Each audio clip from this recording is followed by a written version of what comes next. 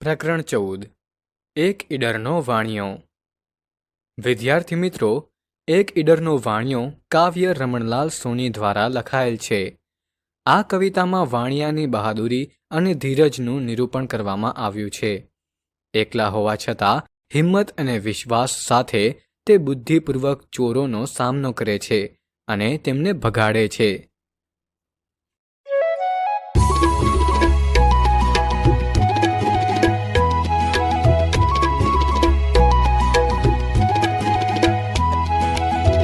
ઈડરનો વાણિયો ધૂળો એનું નામ, સમી સાંજનો નીકળ્યો જવા કોટડે ગામ. રસ્તે અંધારું થયું, ચડ્યો બીજી વાટ, જંગલમાં ભૂલો પડ્યો, દિલમાં થયો ઉચાટ. પણ હિંમત એણે ધરી, મનમાં કર્યો વિચાર, નથી કદી હું એકલો, સાથી મારે બાર.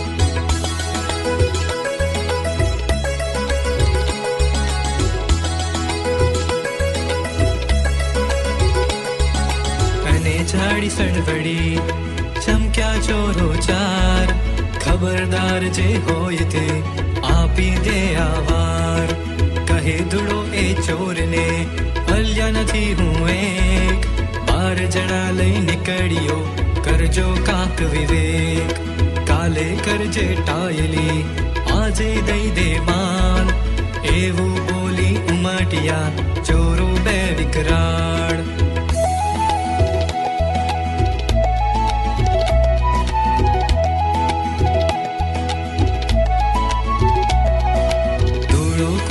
કોથળો વીજે સબો સબ, હતા કોથળે કાટલા વાગે ધબો ધબ.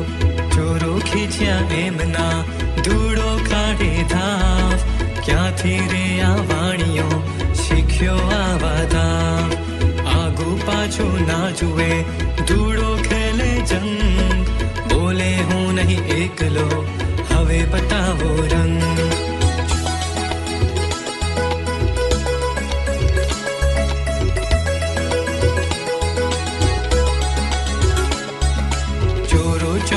એકમાં હોય આટલું ચોર, 12 જણા જો છૂટશે થશે આપણી ગોર. એમ વિચારી બે ગયા નાઠા એકી સાથ, ધૂળો હરખ્યો વાહ, મેં ઠીક બતાવ્યો હાથ. વાટ જડી ધૂળો ગયો, જાવું તુજે કામ, વળતો એ ઘેરે ગયો પૂરું કરીને કામ.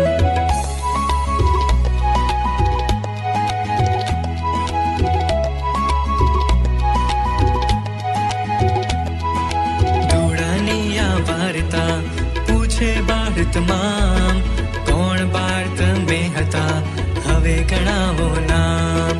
ધૂળો કહે આ હાથ બે, બે આંખો બે પાય, 4 કાટલા કોથળે મળી એમ દશ થાય. છેલ્લા સાથી બે ખરા, હિંમત અને વિશ્વાસ, એ બે વિના બીજા બધા થાય નકામા ખાસ. સારાંશ. ધૂળાની મુસાફરી આપણને શીખવે છે કે સાચી તાકાત અને સફળતા એકલા વ્યક્તિગત પ્રયત્નોને બદલે એકતા અને આત્મવિશ્વાસથી મળે છે. આ કવિતામાં ધૂળો નામનો વાણિયો કોટડે ગામ જવા નીકળે છે, પણ રાત પડતા જ તે ભટકી જાય છે. અચાનક ચોરો આવીને તેને લૂંટવાનો પ્રયાસ કરે છે. ધૂળો ચોરોને કહે છે કે તે એકલો નથી, 12 સાથીઓ સાથે છે. ધૂળો હિંમતપૂર્વક ચોરનો સામનો કરે છે. ધૂળાની હિંમત જોઈને ચોર ભાગી જાય છે.